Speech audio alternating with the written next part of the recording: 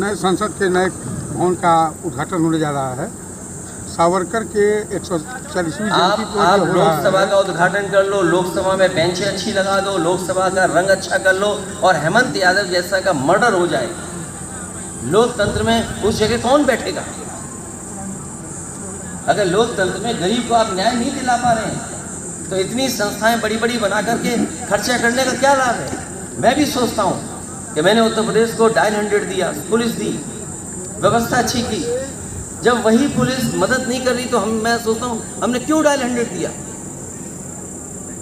क्या आपके जिले में नहीं याद है नंदलाल गुप्ता? ये तो 2 घटनाएं मैं बता रहा हूँ। उत्तर प्रदेश में आपने वो घटना भी देखी होगी जिसमें अधिकारी और प्रशासन के लोगों ने मिलकर के एक ब्राह्मण परिवार की माँ बेटी को जिंदा जला दिया था। बुलडोजर लेकर के आए थे और माँ बेटी जिंदा जल गई, ब्राह्मण समाज की। वही नहीं, एक बलवंत सिंह मार मार करके उसकी जान ले ली। पुष्पेंद्र झांसी में पुलिस ने उसकी हत्या की, उसे हाईकोर्ट जाना पड़ा। 1 साल हाईकोर्ट के चक्कर लगाए उसने और तब जाकर के उसे न्याय मिला, FIR दर्ज हुई। उसकी पत्नी ने आत्महत्या इसलिए कर ली, उसकी पत्नी ने कहा कि मुझे अगर न्याय नहीं मिलेगा तो मैं आत्महत्या कर लूंगी। अगर ये घटनाएं उत्तर प्रदेश में हो रही हैं और आप बड़ी बड़ी संस्था बना करके उद्घाटन कर करके किसको क्या दिखाना चाहते हैं आप? और किसी की तारीख हो, जन्म की तारीख हो, किस पे आप उद्घाटन कर रहे हैं, कोई मतलब नहीं उसका। आप झूठी कहानी कितनी भी पढ़ दो। और आप तो ये भी कहते होंगे कि वो तैर करके पानी से निकल करके आ गए। आप इतिहास पढ़ना, पानी में कहाँ तैरे थे, इतिहास के पन्ने आप पलटना। डर इतना भी है आप लोगों को भी कि अगर आप भी सच दिखा दोगे हो सकता है आप पे भी कार्रवाई हो जाए। आज नीति आयोग की बैठक थी और कई जो है, एक मिनट हो, कई जो है विपक्षी दल के मुख्यमंत्री नीति आयोग की बैठक में। नीति आयोग और NCRT, नीति आयोग में आप ओवरऑल उत्तर प्रदेश को देखोगे तो नीचे से कामयाबी हासिल कर रहा है और जो दूसरे मुख्यमंत्री नहीं गए हैं उनके साथ नीति आयोग भेदभाव कर रहा है। आप पैसा नहीं देंगे उन प्रदेशों को, और अगर आपको पैसा नहीं मिल रहा है और उत्तर प्रदेश मान लीजिए जिसने प्रधानमंत्री और मुख्यमंत्री बनाए, यहाँ पर बिजली कितनी महंगी है बताओ। गेहूँ बलिया में खरीदा सरकार ने, 1 किलो गेहूँ भी खरीदा हो तो बताए सरकार, क्या प्राइवेट कंपनी को लाइसेंस देकर के पूरा गेहूँ नहीं खरीदवा दिया बलिया का? आप तो पत्रकार हैं, आप बताइए गेहूँ कौन खरीदेगा बलिया का? क्या बड़ी बड़ी मल्टीनेशनल कंपनियां नहीं खरीदेंगी? तो आप नीति आयोग को ये बताओगे कि हम प्राइवेट लोगों को गेहूँ खरीदते रहे हैं? और ये सरसों का तेल, रिफाइंड तेल जो गरीब खा रहा है, बताओ कीमत बढ़ी नहीं बढ़ी? ये सिलेंडर जो करीब 400-500 रुपये के होते थे, हमारे मुख्यमंत्री दावा करते हैं कि हम बेरोजगारी दर इतनी है, इसका मतलब ये हुआ 100 में केवल 4 बेरोजगार हैं। हम जिस गांव में खड़े हैं, आसपास जहाँ खड़े हैं, क्या 100 लड़कों में केवल 4 बेरोजगार हैं? ये झूठ बोलती है सरकार। तो आप लोकसभा का नई बिल्डिंग बना रहे हो, पूरा उत्तर प्रदेश बेरोजगार घूम रहा है, आप नई बिल्डिंग बना रहे हो। अभी मैं बगल से होके आया हूँ, मेडिकल एक डॉक्टर उनके यहाँ होकर के, पूरे सड़क के डिवाइडर पर सांड बैठे हुए हैं।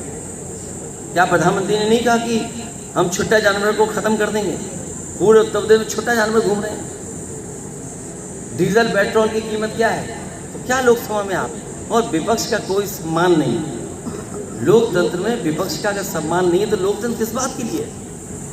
और सबसे बड़ी बात है कि लोकसभा में तो कम से कम सच बोलो। अगर वो लोकतंत्र का मंदिर है, अगर उसको आप मंदिर मानते हैं तो मंदिर में आप सच्चे आंकड़े क्यों नहीं देते हैं? आप झूठे आंकड़े क्यों पेश करते हो? आप नीति आयोग में बैठक की बात है, मुख्यमंत्री कहाँ बैठे हैं उत्तर प्रदेश के? बताइए। दूसरी बात, जनता ने सरकार बना दी, किसी गरीब को क्या सरकारी अस्पताल में इलाज मिल जाएगा? जो व्यवस्था की थी 108, 102 लीटर पेट्रोल नहीं खड़ा हो गई, बर्बाद हो गई। क्या ये नीति आयोग को बताएंगे कि हमने बर्बाद कर दिया? क्या नीति आयोग को उत्तर प्रदेश सरकार बताएगी कि 100 नंबर जो हमने दी थी 112 करके बर्बाद कर दिया? क्या मंडी में खरीद हो रही है? बताओ। हमें बलिया के लोग यहाँ खड़े हैं, किसान नहीं मंडी में खरीद, एक गेहूँ नहीं खरीदा। और ये पत्रकार सब जानते होंगे, आड़तियों के माध्यम से, बीजेपी के माध्यम से सब बड़े बड़े लोग, विदेशी कंपनियां ले गई आपका गेहूँ। अच्छा, दिल्ली सरकार को लेकर के जो अध्यादेश लाई है और विधेयक लाने वाली है, तो उससे आपका क्या जो होगा? लोकतंत्र में आप सुप्रीम कोर्ट की परवाह नहीं, आप ट्रांसफर ऑफ पावर क्यों कर रहे हैं? चुनी हुई सरकार की जो पावर है उसको आप छीन रहे हैं। वहाँ तो दिल्ली दूर है, अरे गवर्नर हाउस से ट्रांसफर की आ रही है खबर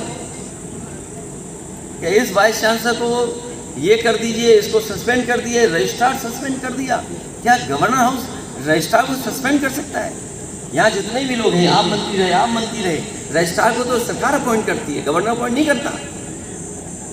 गवर्नर हाउस सस्पेंड दे रहा है रजिस्ट्रार को, और एक सबसे करप्ट वाइस चांसलर को, जहाँ सरकार में कुछ जांचें चल रही हैं, मदद कर रहा है गवर्नर हाउस।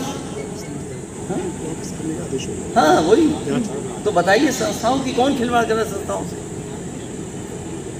तो ये तो दिल्ली की बात है, यूपी में क्या हाल है? अच्छा, कांग्रेस अब तक अपने पत्ते नहीं खोली है कि वो इस विधेयक के मामले में क्या करेगी, जबकि आपने कह दिया कि हम सब लोग जो है संसद में जो है इस विधेयक को गिराने का काम करेंगे। कौन से विधेयक की बात कर रहे हैं? दिल्ली सरकार। अब कांग्रेस अपना नहीं पत्ता खोली, वो कांग्रेस जाने। सर एमएलसी चुनाव में सपा प्रत्याशी रामजतन राजभर और राजकरण निर्मल का बीजेपी और सहयोगी दलों के ओबीसी और दलित विधायकों से खुला पत्र लिखा है। देखिए, हेमंत यादव मारा गया, आरक्षण भी मारा गया, अंतरात्मा की आवाज पर उठ देते, आरक्षण मारा गया है। इसलिए हम लोगों ने कहा है कि अंतरात्मा से वोट दे रहे हैं पिछड़े और दलित, क्योंकि उन्हें पता होना चाहिए, ये बात खुल के हो। इसीलिए मैंने कहा कि अंतरात्मा के माध्यम से मांगिए वोट। शायद जो पिछड़े बैठे हों उधर और जो दलित भाई बैठे हैं, सरकार उन्हीं से बनी है। आपको याद होगा विधानसभा में क्या था, अगर पिछड़े दलित अगर ढाल न बने तो भारतीय जनता पार्टी का सफाया हो जाएगा, पता नहीं लगेगा। आधा दर्जन मंत्रियों को खुला पत्र लिखा, आधा दर्जन मंत्रियों को खुला आपने लिखा है? अरे पार्टी ने लिखा, उन्होंने खुद लिखा, अपना समर्थन मांगा है। क्योंकि बीजेपी कहती है कि पिछड़े दलितों के हम बहुत शुभचिंतक हैं, नौकरी मिल नहीं रही, रिजल्ट आए हैं, बताइए आप कहाँ? लेटरल एंट्री हो रही है, लेटरल एंट्री में पिछड़े दलित कहाँ हैं? यूनिवर्सिटीज़ में जो अपॉइंटमेंट हो रहे हैं, बहुत दूर मत जाइए। जो समाजवादी सरकार में यूनिवर्सिटी यहाँ के पूर्व प्रधानमंत्री चंद्रशेखर जी के लिए दी गई, जो उनके नाम से बनाई गई थी, बजट कितना दिया? वहाँ के प्रोफेसर्स अपॉइंट कौन हो रहे हैं? क्या आरक्षण वहाँ है? गोरखपुर यूनिवर्सिटी का पता करिए, मदन मोहन मालवीय यूनिवर्सिटी जो बनी उसके अपॉइंटमेंट देख लीजिए आप, एम्स के अपॉइंटमेंट देख लीजिए आप, मेडिकल कॉलेज के अपॉइंटमेंट देख लीजिए। और फिर जब प्राइवेट सब कुछ हो जाएगा तो बाबा साहब भीमराव अम्बेडकर जी का दिया हुआ संविधान और उसके संविधान के तहत जो आपको मिलना वो कहाँ मिलेगा? अभी मुझे बच्चे वो मिले थे जो सबसे पहले जो नई आरक्षण व्यवस्था लागू हुई उसके पीड़ित थे। हमारे मंत्री लोग हमारे साथ खड़े हैं, याद होगा मेरिट पे भर्ती हुई थी पुलिस की, और हाई कोर्ट और सुप्रीम कोर्ट में जाकर के रिजल्ट डिक्लेयर हुआ।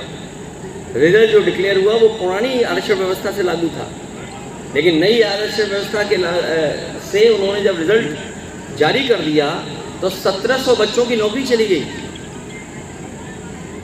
आज पुलिस की भर्ती देखो, नौकरी देख लो, अभी यूपीएससी का रिजल्ट आया और पुराना आया हुआ लेटरल एंट्री मिला लो, क्या हिसाब किताब है? हमें तो कभी कभी ये भी लगता है कि कुछ छात्रों को इंटरव्यू में ज़्यादा नंबर दिए जाते हैं, जिससे कुछ लोग नौकरी उसमें आए ना बाहर हो जाएं। ये सरकार तो इंटरव्यू के नंबर के खिलाफ थी। हमें तो ये लग रहा है इसकी अगर जानकारी पूरी की जाए और रिसर्च किया जाए, डेटा अगर हम लोगों को मिल जाए तो एनालाइज करके बता सकते हैं कि इंटरव्यू में इसलिए नंबर कुछ लोगों को ज़्यादा दिए जा रहे हैं जिससे कुछ लोग बाहर हो जाएं यूपीएससी से। वो नहीं मानते, अब आंकड़े देख लेना आप खुद। अच्छा, आपने 2022 जैसे फिर 2024 में गठबंधन होगा? 2024 में वही गठबंधन है जो हमारा पहले था। इस बार गरीब, किसान और ये नौजवान, पिछड़े, दलित, माइनॉरिटी और अगड़े गरीब सब तैयार हैं इनको हटाने के लिए। किसको क्या मिल रहा है आप खुद सोचिए ना। प्रधानमंत्री उत्तर प्रदेश से बनाया, उत्तर प्रदेश को क्या मिला? ऐसी हत्या हो जाएगी हेमंत की, नंदलाल गुप्ता की, बलवंत सिंह की, ब्राह्मण परिवार पे बुलडोजर चला करके सबने जिंदा देखा जलते हुए। गाड़ी पलट जाए उसकी बड़ी खुशी मनाते हैं। अगर इनकाउंटर हो रहे हैं तो अपराधियों के इनकाउंटर क्यों नहीं हो रहे? हेमंत यादव को जिसने मारा है उनका इनकाउंटर क्यों नहीं हो रहा? या उनके घरों में बुलडोजर क्यों नहीं चल रहे?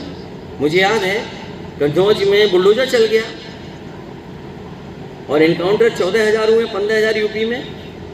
अगर सरकार ये दावा कर रही है 15,000 इनकाउंटर हुए, तो क्या जो लोग हत्या कर रहे हैं उनका इनकाउंटर होगा कि नहीं होगा? ठीक। इसलिए पत्रकार साथियों, आप भी लोकतंत्र बचाइए। एक बार तो बलिया के लोगों ने लड़ कर के थोड़ा जेल में जा कर के आवाज़ उठाई थी, लेकिन हमारे पत्रकार साथी खड़े हो जाएंगे तो बदलाव होगा। अच्छा, 9 साल पूरे हो गए और आपने कहा है कि हम इस सरकार को उखाड़ फेंकेंगे सत्ता से। अभी तो 9 नंबर वाली सरकार थी, अब 10